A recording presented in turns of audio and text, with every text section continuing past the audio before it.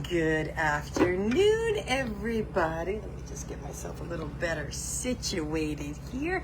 Hello. How is everybody on this fine Thursday afternoon? We have a new pope. It's a very exciting day. First U.S.-born pope. I think it said in history. But anyway, I apologize about the confusion on time. I had something come up that I want to attend to. And I did not want to have to make you wait until tomorrow to deliver this. So I thought I would come on right now and just jump in and do it. So as you guys come on, let me know, say hello. I've got my iPad set up, so if you have questions, this I hope is going to be a pretty quick and painless way I'm delivering this today. This is not going to be super long. What I was working on doing, if I could get my words out right, is trying to put this together in a way that hopefully makes the most sense. So hopefully it does, because one of the biggest sources of confusion around menopause weight gain for a lot of women is it my hormones? Is it my habits? Is it just what I'm stuck with? How do they all work together? Is this just the way it is? I mean, there's just so much. And we've still got the doctors saying stupid things like eat this, eat less, exercise more, as though that is the solution. And I don't know if you guys don't follow me on my personal page. I suggest you do, because I post different things there. But, we can get really hung up around calories. And calories are very important, and a calorie deficit is always something that we need to be able to lose weight. But in menopause, it is no longer just about that. So what we're going to talk about today is understanding how your hormones and your habits are kind of interacting and what the result of all of that is. I hope in a way that makes sense. Because when you don't understand fully what's going on, what I see happening is you are blaming your body. You're blaming menopause. You're blaming yourself. Rarely do I see you guys blaming the actual strategies you're using, which is really sad, unfortunately, that the diet industry has figured out a way to make it so we never blame them. We only blame ourselves, right? But it keeps you spinning in frustration when you don't have to. Okay. So let me take a quick sip here. I got to show you guys. Look at my fancy glass. This is this rosé sparkling water from Trader Joe's, and coconut water and regular sparkling water. It's like my fancy non-alcoholic cocktail in the middle of an afternoon. But anyway, if you're new to the group, I'm Connie. I work with menopause women. I teach them how to finally understand what's happening inside their body so they can work with their hormones and with their body instead of against them. And this is what hopefully you will walk away with today, so you can actually feel better now and going on. Okay. Now, if you guys here in the group saw the post I put up the other day, right there, there's everywhere. There's a lot of talk around 34 symptoms of menopause. I have actually seen different ones that say upwards of 70 or 80, but 54 also, a lot of those included the more common ones and the not so common ones. But there's a lot. So these hormonal shifts that are going on in your body cause a lot of changes. So what I'm going to break down today is exactly how those shifts impact your body in regards to weight loss specific. That's what I'm talking about here. And how your habits interact with those changes and what you actually need to do about it. So here we go. So when your estrogen, when your progesterone, when your other hormones, because the other ones start to change too, when they start fluctuating, it impacts all of your bodily functions, not just your sex organs, not just your reproductive, right? It changes how your body handles food, how your body burns calories, how your body stores fat. So these hormonal changes can cause a more sluggish metabolism. Now, just one caveat I'm going to say in here. Nobody's metabolism is broken. You would not be alive, right? You all have one. Can it be sluggish? Yes. Has it slowed down because of your age or menopause? Not nearly as much as you probably think it does. Okay? But there are a lot of things that can make it not operate to its fullest, which we'll talk about. So first, it can make a sluggish metabolism. Number two, it can increase your fat storage, especially in the belly area, right? We all know this. This is incredibly common. The menobelly, the menopot, right? Everybody wants to talk about it. It's the bane of existence for most women. And so the hormonal changes change how your body stores your fat and where it stores it, right? And that's why it starts to show up there. Then there's decreased insulin sensitivity, right? So this makes it more challenging, more difficult to manage blood sugar, right? And keep that in check. You're much more sensitive to all of those fluctuations. Then it can change your hunger and your fullness hormones, ghrelin and leptin, right? We all forget sometimes those are hormones. Then it can affect your sleep. So melatonin is another hormone, right? And one of the reasons that we do get much worse sleep for a lot of women, besides the lowered progesterone, is that our body can't handle the amount of cortisol we normally run with, that we used to be able to run with, but now our body can't run with as much, right? So, and when we get less quality and less quantity sleep, it impacts cravings, energy, and increases stress, right? So we've got a vicious cycle going there with stress and sleep. And then again, I just mentioned it, but the heightened stress response, right? So on their own accord, all of these things change how your body responds just from the fluctuation of hormones. Even if you're eating and exercising exactly the way you've always done it. Because that is probably one of the number one frustrations I hear from women. Like, nothing's different. This is how I've always done it, and yet I'm getting a different result. Well, that is because your body is no longer the same body anymore. It might look somewhat the same. You might see the same face in the mirror, but what's happening inside is no longer the same. Okay, so now let's pull in our habits, because this is where it seems to get foggy for a lot of people. Before perimenopause, before the fluctuation started, your habits might have worked because your hormonal foundation was different, because it was more stable. But once the hormones start fluctuating, every single thing you do, you eat, you don't do, either feeds the chaos of your hormones or helps to calm it. It's one or the other. So habits that feed the chaos that you might have always done that no longer work for the body you have now. Skipping meals, especially when it comes to breakfast. So I know this is always hard for women that enjoyed or for whatever reason did IF, right? And it just doesn't work as well. And anyway, severely restricting calories, right?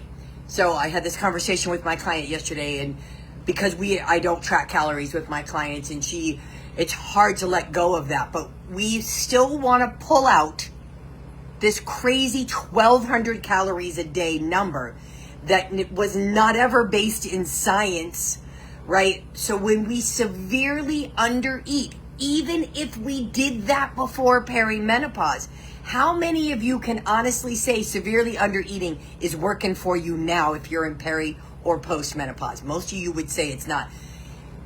You're probably not losing any weight, and your moods are all over the place because of it, because your body has a different level of sensitivity to not getting the nutrition it needs. Another one that we do that might have worked great for you before, but might not be what's working now, is overtraining, not giving your body time to recover. And this can be also in a very similar way of like just burning the candle at both ends, right? not giving your body rest, even if it's not exercise, right? If you're working crazy hours, if you're running here, there, and everywhere, and you don't give your body the rest it needs. Again, might have worked before. Over exercising might have worked before. 1,200 calories might have worked before. Skipping meals might have worked before. But if you're being honest with yourself, you know it's not working now because you feel like crap. At least most of the women I've talked to. Poor sleep hygiene, right? You might have been able to scroll on your phone for an hour before bed and that was no big deal. Doesn't work so well for your body anymore. If you're doing things that are stopping your melatonin from rising and your cortisol is already high, because for 98% of the women I talk to, cortisol is all running high, your sleep is going to be really tough and you're not setting yourself up for sleep. Emotional, stress eating, right? Especially when it comes to the sugary foods that can exacerbate almost all of your symptoms. I can't even think of the word. Eliminating food groups like carbohydrates. Maybe keto worked before, but it's probably not working now. Why? Because that metabolism you think doesn't exist is run by your thyroid, which really likes carbohydrates, right? Like, I mean, I could go on and on about the reasons behind it. But so those are all the habits that you might have had in place prior to menopause that are no longer working. And, you know, clean eating, obsessing about food all the time, having to log every bit of food can create a lot of stress. That habit alone might not be working for you now because it's increasing your cortisol, it's increasing your stress, right? So habits that calm the chaos. You ready? Super basic, you guys. I don't hold back on what you need to do. I don't make it difficult for you to know what to do.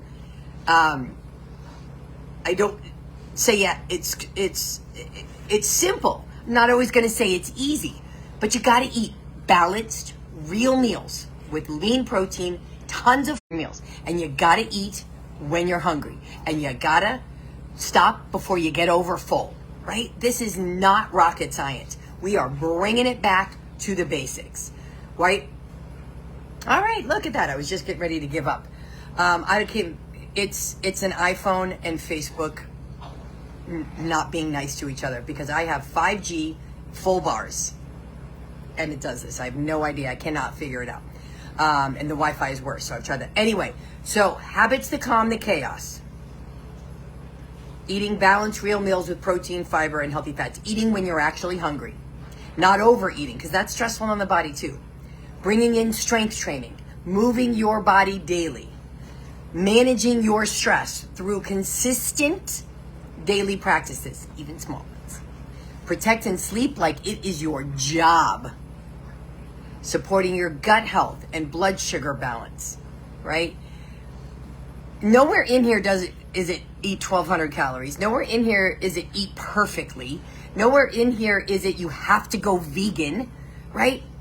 But you have to be consistently supporting your hormones.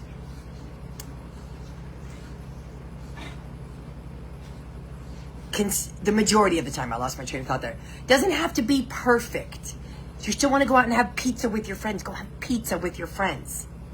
But the majority of the time, you're not skipping meals. You're putting together balanced meals. You're doing some kind of stress reduction. You're getting your body moving. You're strength training 3 to 4 days a week. You are protecting that damn sleep. And you are prioritizing supporting your gut health and blood sugar balance. Oh, come here, baby. Come here. My dogs, they are... Betty, come here. Ugh. Yes. Well, I wish you could see her because they wear diaper covers over their diapers. And in their play, hers is now around her little feet, so she can't move around. So there we go. Okay, anyway. So let's go to this. We have to look at it from the whole of hormones and habits. It's not just your hormones. It's not just your habits. It's how they now interact. Rufus. So when your habits feel chaos, your symptoms will get worse. Weight gain will be harder. When your habits support stability, right, your symptoms calm down. So I want to be really real here. All the stuff I'm talking about doing, is it changing your estrogen levels or your progesterone levels? No. If you eat a lot more plants, are you potentially eating more phytoestrogens, which are plant compounds which mimic estrogen in the body? Absolutely. If you eat soy, especially, does that actually have estrogenic and anti-estrogenic properties to it, so it can actually help to detox out the estrogen we don't need? Absolutely. But we're not talking about changing hormone levels here. If somebody's telling you there is a drop you're going to take that's going to balance your hormones, they are lying through their teeth. But what we want to be doing is doing the things that support our hormones to the best of where they are at. And that's what all these habits do.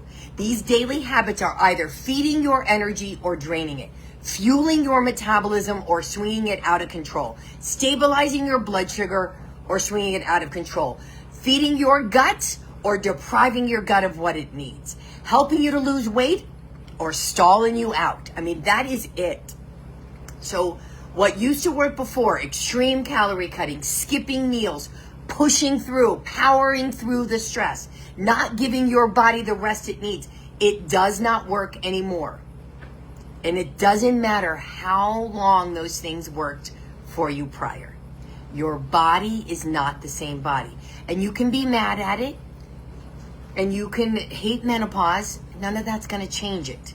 And I think if that's the way you feel, you need to honor those feelings, and you need to process through those feelings, and then say, well, what the hell am I going to do? Because now that I'm mad at it, I don't like it, I don't want to be going through it, but none of that changes what's actually happening. You cannot fully control the fact that your hormones are changing, but you can control one of the biggest contributors to the severity and the frequency of how much they feel like they're running out of control, and that is through your damn habits every single day. Every habit you choose is either supporting your changing hormones or it fuels the menopause mayhem. I like that. So your real power lies in eating enough, not starving, not skipping, not overeating, balancing your meals, lots of fiber, lean protein, healthy fats, moving your body, not to punish it, but to support it and to help it get strong as we're aging, right? Managing your stress realistically, not perfectly. Protecting your sleep, as I said, like it matters. Prioritizing gut health, anti-inflammatory eating. I mean, all the things. This is where you get to be in charge. So we can't change what's happening with the hormones, but you can change everything else. Everything else. And all of this comes into play, whether you're taking hormones, whether you're taking a ton of supplements. None of that cancels this stuff out. Zero. None of it. It's both. It's not either or, it's both and if you're taking them. Now, do I recommend a ton of supplements? I don't. I think I just told you guys when I did that live a couple weeks ago, I just started creatine. So I'm on my second full week of that. And that is one of, I do B12, magnesium at night, and creatine. And that's all I do. I don't here. I used to do D in the winter. But I don't here because I'm so close to the sun and it's so bright. But really, hormone drops, any of those things are not going to negate the need for your habits to support your hormones.